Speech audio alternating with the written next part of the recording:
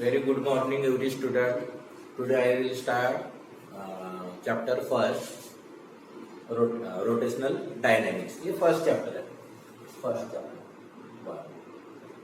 Rotational dynamics. तो in the rotational dynamics, अब rotational dynamics में अपन नेक्स्ट जो इसके पहले की वीडियो में अपन ने the expression of the angular momentum in the rotating body, angular momentum का रोटेटिंग बॉडी के लिए अपन ने एक्सप्रेशन बनाया. अभी बनाना है obtain an expression of the torque in the rotational body, or what is the relation between torque and angular acceleration. ऐसी भी आता है पेपर में देते हैं कि obtain an expression of the torque और moment of force. torque को अपन moment of force भी बोल सकते हैं, उसका एक्सप्रेशन आता है. और एक्सप्रेशन obtain करो in terms of angular acceleration, alpha के टर्म में. ठीक है, तो अल्फा के टर्म में अगर एक्सप्रेशन अगर फाइंड करना है टॉर्क इक्वल टू टॉर्क का एक्सप्रेशन, देन कंसीडर लिखते पहले expression of the torque in rotating body. Expression of the torque in rotating body. Rotating body के लिए टॉर्क का एक्सप्रेशन निकालना है. Obtain an expression of the torque in rotating body. Expression obtain करना है. मैं वहां पे हेडिंग खाली क्या लिखा है, टॉर्क इन रोटेटिंग बॉडी. तो इसका मतलब ये नहीं कि खाली टॉर्क का एक्सप्रेशन निकालना है. पेपर में अगर आता है कि obtain an expression of the torque in rotating body, तो आपको ये पूरा एक्सप्रेशन लिखना है. या अगर आता है कि obtain an expression of the torque in rotating body in terms of angular acceleration, या ऐसे भी आता है कि obtain the relation between torque and angular acceleration. Torque और एंगुलर एक्सीलरेशन का रिलेशन क्या है, फॉर्मूला बनाना है. Torque in rotating body. Then consider a rigid body. आप कैसे भी ड्रॉ कर सकते हो अपनी मर्जी, यानी उसको ये नहीं रहता, शेप और साइज नहीं रहता, आप कैसे भी उसको ड्रॉ कर सकते हैं. ठीक है, और यहाँ पे अपन एक्सियल रोटेशन लेते हैं, एक्सियल रोटेशन, और यहाँ पे अपन उसको रोटेट करते हैं alpha. Is the axis of rotation.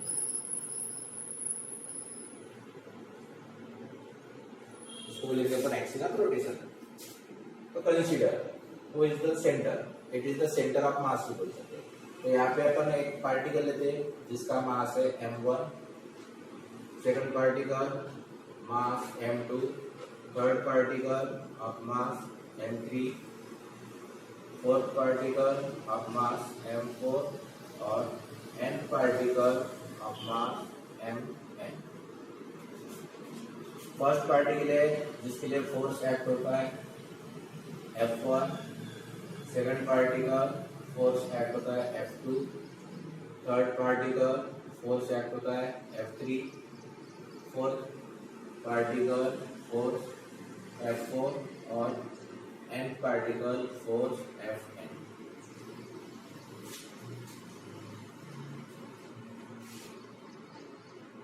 The rigid body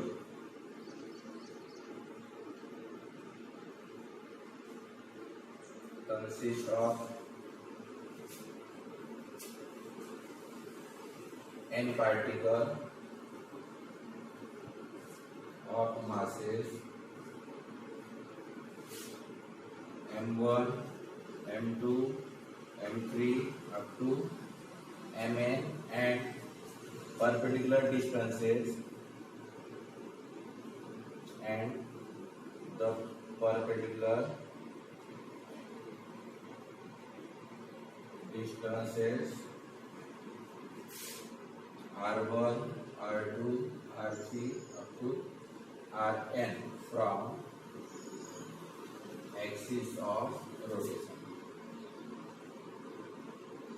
okay, क्या लिखा अपने, कोई सेंटेंस लिखना है. The rigid body consist of n particle, n particle से बनी हुई. अब मासेस कितने हैं, m1 पहला पार्टिकल है इसलिए m1 1 suffix, m2, m3 up to dash dash dash mn and the perpendicular distances. Perpendicular distances क्या है, r1 है फर्स्ट पार्टिकल का डिस्टेंस. यहाँ पे फर्स्ट पार्टिकल है जिसका डिस्टेंस है r1, second particle R2, R3, R4 N R N. पहला पार्टिकल है जिसका डिस्टेंस है r1, सेकंड पार्टिकल जिसका distance r2, third particle distance r3 and dash dash dash rn, third nth particle mass mn है, distance rn from the axis of rotation. Okay, when the rigid body rotates with constant angular acceleration alpha, and this angular acceleration is perpendicular to the plane of paper। plane of paper को perpendicular है, ठीक है, alpha. when the rigid body rotates with constant angular acceleration alpha, alpha से अगर angular acceleration से अगर rigid body को अगर रोटेट करते हैं तो क्या होता है, each and every particle rotates circular, it is rotate circular motion. क्या लिख सकते हैं, when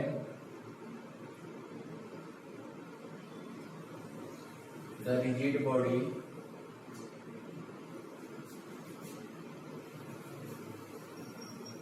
rotates with constant angular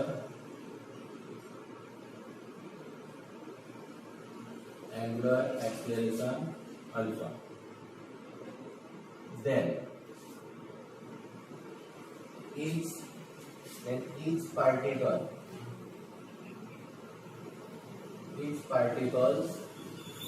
rotate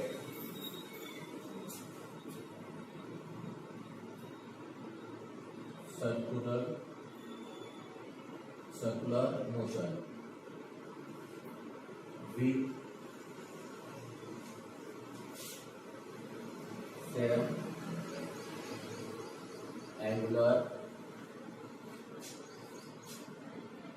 acceleration but different linear acceleration। क्या किया अपन ने, when the rigid body rotates with constant angular acceleration alpha। अब अगर alpha से अगर रिजिड बॉडी को अगर रोटेट करते हैं constant angular acceleration, then each particle rotates circular motion, circularly rotates होंगे, ठीक है, circular motion with same angular acceleration. Angular acceleration क्या रहेगा, हर एक पार्टिकल का उतना ही रहेगा जितना पूरे बॉडी के लिए रहेगा, same angular acceleration but different linear acceleration. अब डिफरेंट लीनियर एक्सेलरेशन है, डिफरेंट लीनियर एक्सेलरेशन आर, याद रखिए, different linear acceleration are A1 equal to R1 alpha। It is the relation between linear acceleration and angular acceleration, ठीक है, इसके पहले के video में दिया हुआ। A1 equal to R1 alpha, A2 equal to R2 alpha, A3 equal to R3 alpha, and dash dash dash AN equal to RN alpha। Therefore,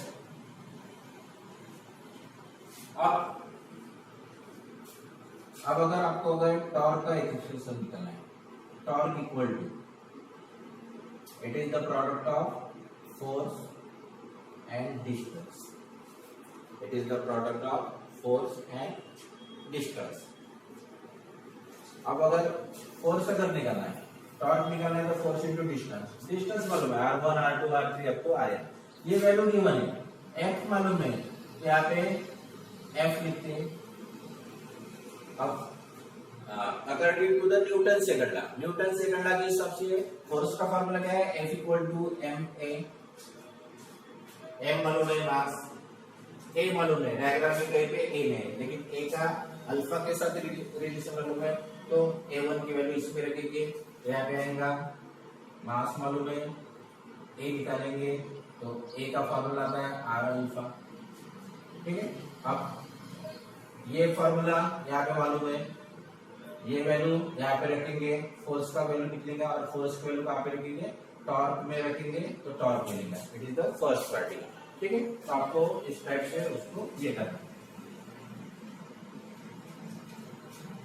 Therefore,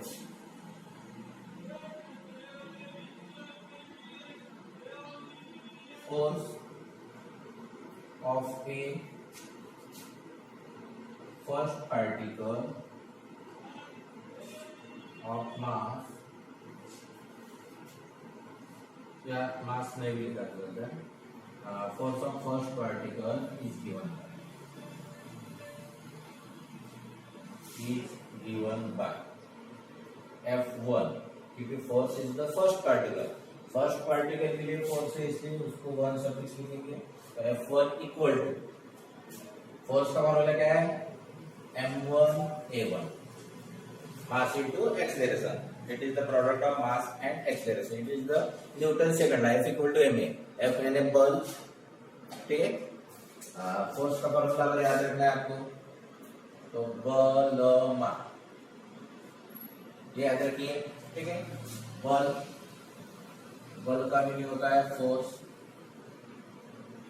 और मा का मीनिंग होता है ma। तो यहाँ पे F लिखेंगे और ma, तो F इक्वल टू ma, बलमा, बल यानी फोर्स। ठीक है, इस टाइप से आप यहाँ पे रख सकते हो फोर्स का formula according to the Newton second law. It is the applied. तो F1 equal to m1a1, then equal to m1, then what is the log a1, r1 alpha, यहाँ पे वैल्यू लिखा है r1 alpha. therefore torque of a first particle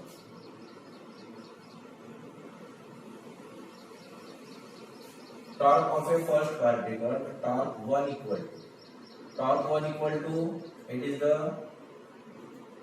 force into distance। Torque का formula क्या है, it is the product of force and the distance. कौन सा distance, from the axis of rotation. जैसे अपन दरवाजा अगर निकालते तो दरवाजे की जो एज है वहां पे अपन फोर्स अप्लाइड करते हैं तो रोटेट होता है, दरवाजा रोटेट होता है। जहाँ पे अपन फोर्स करते हैं वहां से एक्सिस ऑफ रोटेशन यानी जहाँ से वो रोटेट होता है, जहाँ पे फिक्स किया हुआ है। तो torque equal to torque 1 equal to F1 R1। तो F1 what is the F1 R1 sorry m1 r1 alpha, यहाँ पे लिखेंगे m1 r1 अल्फा r1 तो equal to m1 r1 square m2, equation number 1। Okay guys, then similarly आपको खाली एक ही formula बनाना है, ये इम्पोर्टेंट है। जब आप पढ़ाई करते हो तो उसमें आप फर्स्ट फार्मूला बनाइए, और फर्स्ट फार्मूला बनाने के बाद आप सिमिलरली डायरेक्ट लिख सकते हो। जहाँ पे 1 सफिक्स है वहां पे आपको 2, 3, 4 etc ऐसे यहाँ पे लिखेंगे similarly. Similarly torque 2 equal to m2 r2 square alpha, torque 3 m3 r3 square alpha up to torque n equal to mn rn square alpha। therefore total torque of a rotating body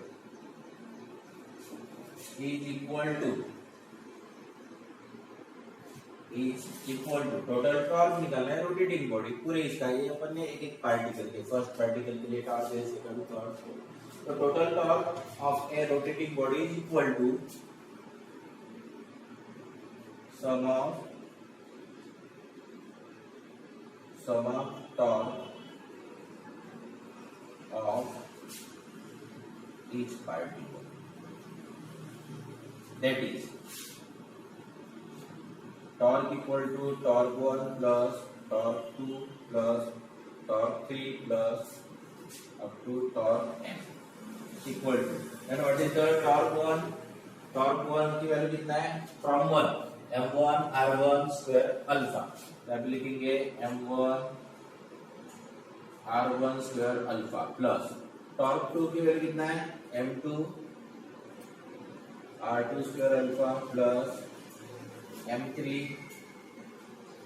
r3 square alpha plus dash dash dash mn rn square alpha then equal m1 r1 square plus m2 r2 square m3 r3 square up to mn rn square और alpha का हो। ठीक है, first term में alpha है, second term में alpha है, third term up to nth term. तो अल्फा बाहर निकाले तो यहाँ पे क्या रहेगा m1 r1 square plus m2 r2 square plus m3 r3 square और यहाँ पे रहेगा mn rn then equal to torque equal to I alpha where I equal to m1 r1 square, m2 r2 square, m3 r3 square up to mn rn square or I equal to 1 to n mi ri square.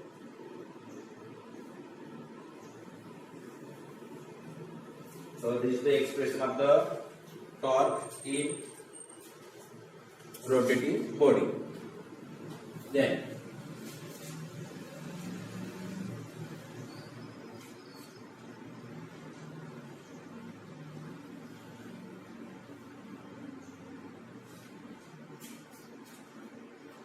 the torque or moment of force.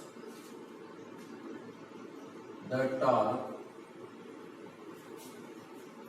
is then torque equal to I alpha. Torque equal to the torque I alpha in rotational motion is analogous to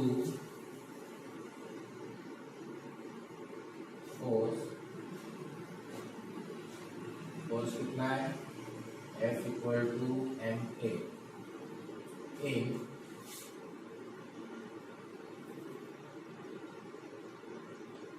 translational motion. These are the physical significance. The torque equal to I alpha in rotational motion is analogous to force F equal to ma in rotational motion. Okay. So these are the expression of the torque in rotating body. Obtain the relation between torque and angular acceleration. Then next,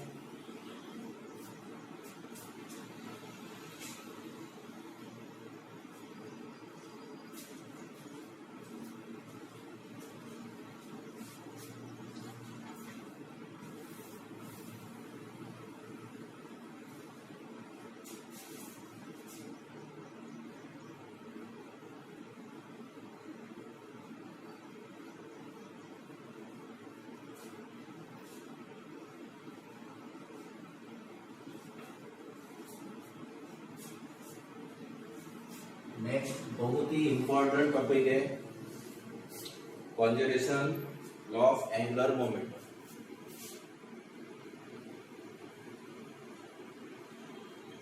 conservation law of angular momentum. Conservation law of angular momentum जैसे conservation of linear momentum, bullet और gun का problem आपने देखा होगा. P equal to mv, m1 v1 equal to m2 v2. That is the conservation of linear momentum. वैसे conservation of angular momentum. Then conservation of linear conservation of angular momentum statement.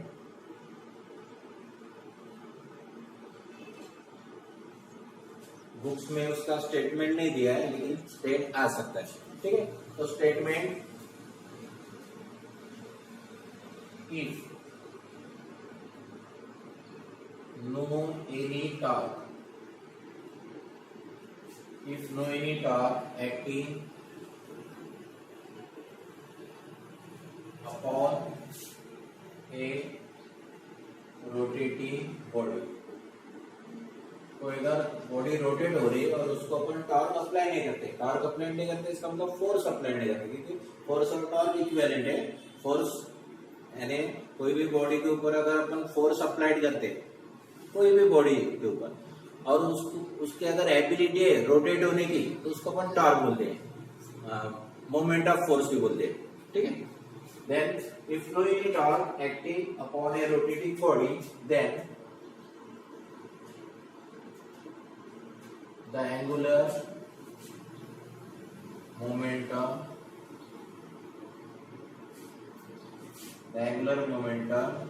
is conserved and is always constant. That is mathematical form, that is L equal to constant.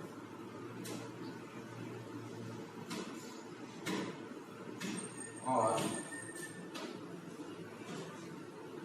I1 omega 1 equal to I2 omega 2 equal to constant.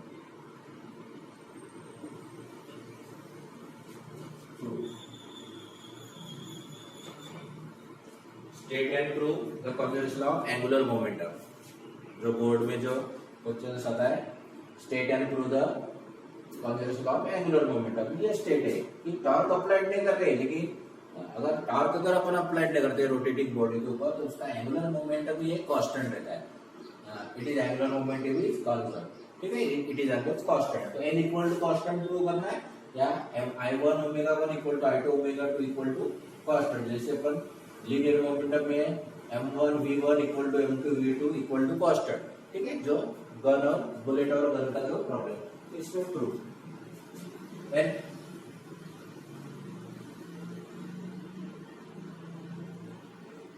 the formula of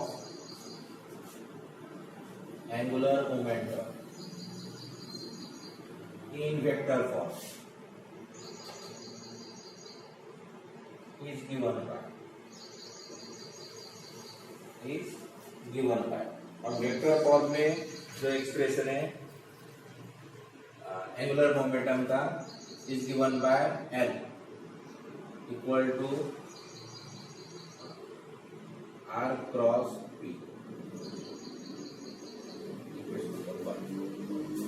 क्या लिखा अपन ने?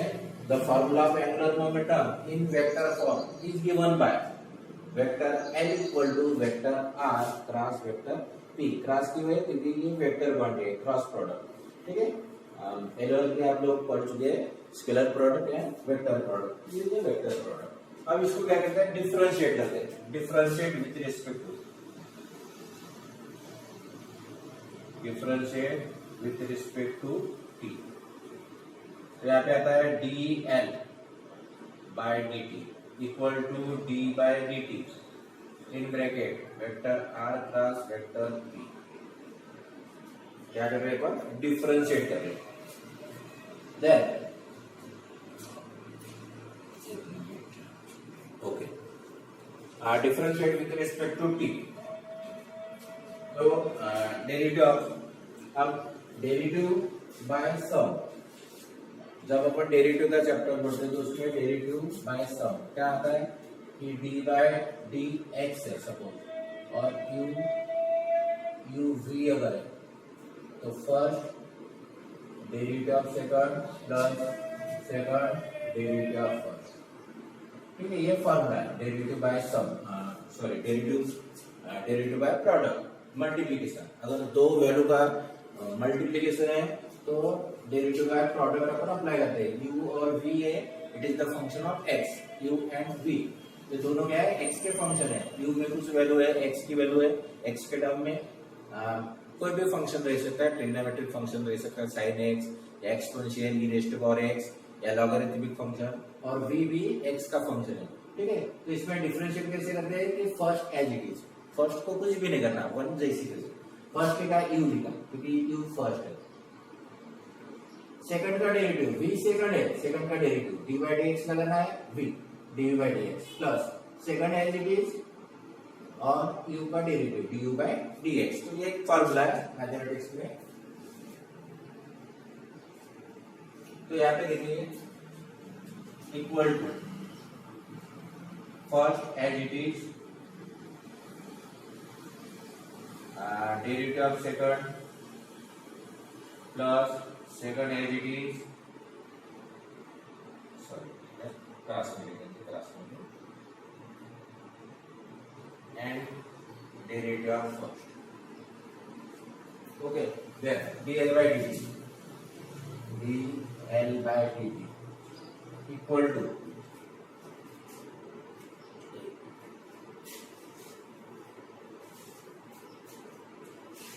but f equal to dp by dt and dr by dt and velocity v equal to dr by dt। जैसे according to the Newton's second law, the rate of change of momentum is directly proportional to the impressed force।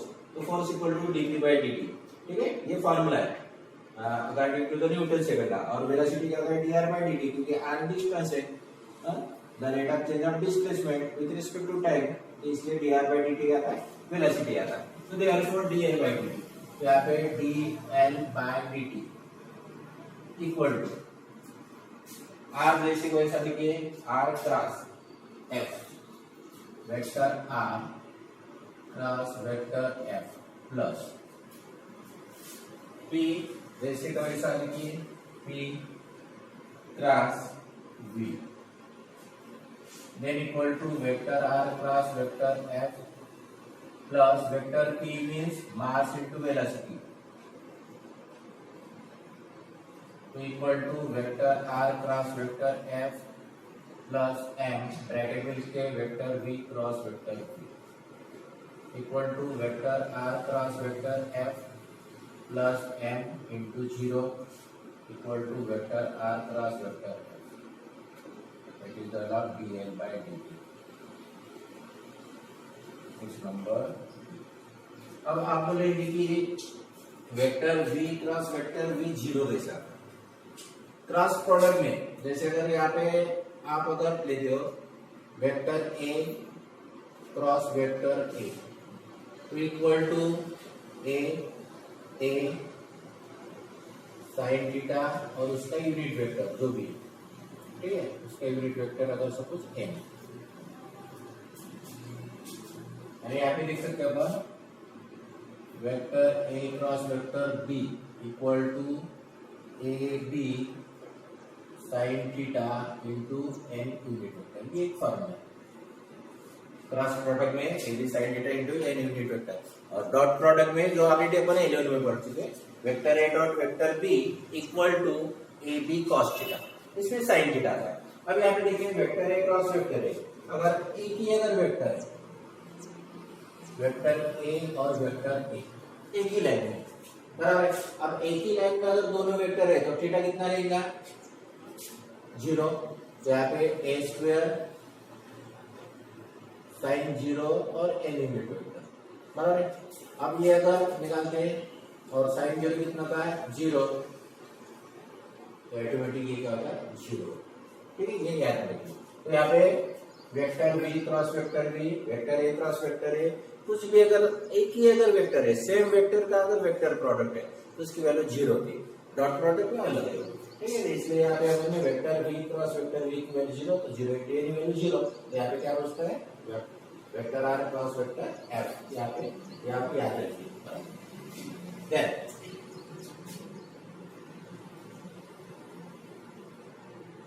But torque equal to, अब torque का जो formula है in the vector form, it is the product of distance into f, ये formula है। तो यहाँ पे आता है dn by dt equal to torque इससे ये टॉर्क की वैल्यू पुट अप की। अब लिखा है यहाँ पे कि if no any torque, if no any torque acting upon a rotating body, torque apply नहीं कर रहे, ठीक है, बट टॉर्क इक्वल टू 0। अब टॉर्क अगर 0 है, यहाँ पे आता है dl by dt equal to 0, therefore dl by dt equal to 0 implies L equal to constant।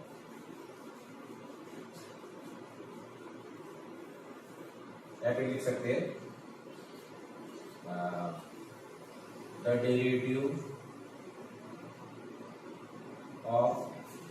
derivative of constant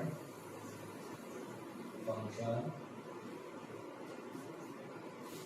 is equal to 0। जो भी कांस्टेंट फंक्शन होता है उसका डेरिवेटिव 0 है। डी बाई डी टी यानी डेरिवेटिव किसका, एल का derivative. अब D L by D T का वैल्यू कितना है, 0 है, इसका मतलब क्या है कि एल इज कांस्टेंट। यहाँ पे हम लिख लेते हैं, जैसे अगर डी बाई डी एक्स और यहाँ पे 2 है तो 0 आता है, डी बाई डी एक्स यहाँ पे साइन अल्फा है तो 0 आता है, क्योंकि differentiate with respect to x है, ठीक है। इसका मतलब ये 2 क्या है, 2 क्या है, कांस्टेंट है, साइन अल्फा, क्योंकि अपन डिफरेंशिएट कर रहे हैं विद रिस्पेक्ट टू एक्स, और यहाँ पे साइन अल्फा एक्स है कि नहीं है, इसका मतलब साइन एक्स साइन अल्फा क्या है, कांस्टेंट है। तो यहाँ पे dl by dt derivative of any function, derivative of any function equal to अगर 0 होता है तो फंक्शन क्या होना चाहिए, ये कांस्टेंट फंक्शन होना चाहिए। ये जो फंक्शन रहेगा वो कांस्टेंट है, क्योंकि डेरिवेटिव कांस्टेंट फंक्शन का कितना आता है, 0 आता है, इसलिए n इक्वल टू कांस्टेंट। और ये टोटल प्रूव हुआ है।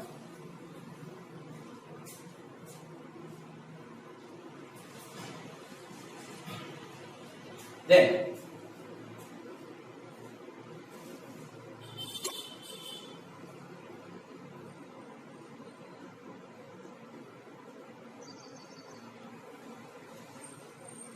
अब उसमें अगर अपन एग्जाम्पल अगर लेते,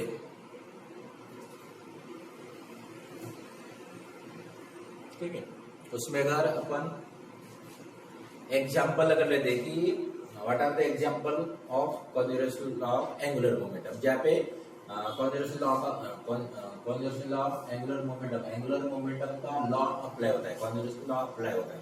ऐसे कौन से एग्जाम्पल है, तो जैसे फर्स्ट एग्जाम्पल अपन ले सकते हैं बैलेंस टेंसर है। बैलेंस टेंसर में क्या होता है कि अलग अलग स्पीड से वो रोटेट होते हैं, आपने देखा होगा, ठीक है। सेकंड एग्जांपल है कि एक्रोबैट इन द सर्कस में जो एक्रोबैट रहता है स्केटिंग वगैरह करते हैं, ठीक है। देन स्पोर्ट में जो आइस स्केटिंग रहती है, आइस स्केटिंग में भी स्केटिंग में वो रोटेट हो सकते हैं, ये एक एग्जांपल है। देन डिवाइडिंग इन ए स्विमिंग पूल में जैसे जो स्पोर्ट में जो गेम रहते हैं कि स्विमिंग पूल में पट्टी से वो जंप लगाते हैं और जंप लगाने के बाद अपने बॉडी को कैसे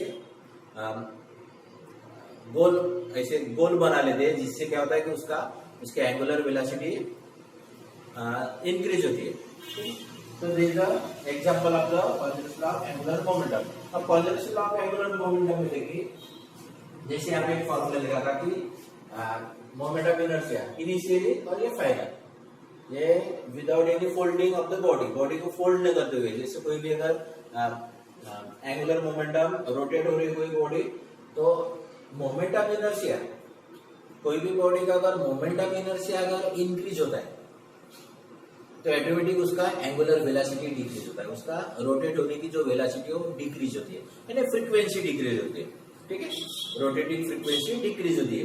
और एंगुलर मोमेंट ऑफ इनर्शिया अगर डिक्रीज करते, कोई भी बॉडी का अगर एंगुलर मोमेंटम अगर डिक्रीज करते तो उसका क्या होता है कि एंगुलर वेलोसिटी इंक्रीज होती है ऑटोमेटिक, क्योंकि दोनों का product I1 omega 1 equal to I2 omega 2 ये इक्वल कांस्टेंट रहना चाहिए। इसका मतलब क्या है कि एक वैल्यू अगर कम करते हैं आप तो ये वैल्यू कम किए, I1 ओमेगा 1 इनिशियली है, I2 अगर इंक्रीज किए तो ऑटोमेटिक ओमेगा 2 डिक्रीज होगा, क्योंकि ये प्रोडक्ट और ये इक्वल आना चाहिए, कांस्टेंट आना चाहिए, ठीक है। और मोमेंट ऑफ इनर्शिया अगर डिक्रीज करते हो तो ऑटोमेटिक एंगुलर वेलोसिटी इंक्रीज होगी, दोनों का प्रोडक्ट क्या होना चाहिए, इक्वल आना चाहिए। जैसे अगर उसमें अगर लिखते हैं अपन यहाँ पे, आप देखिए I1 ओमेगा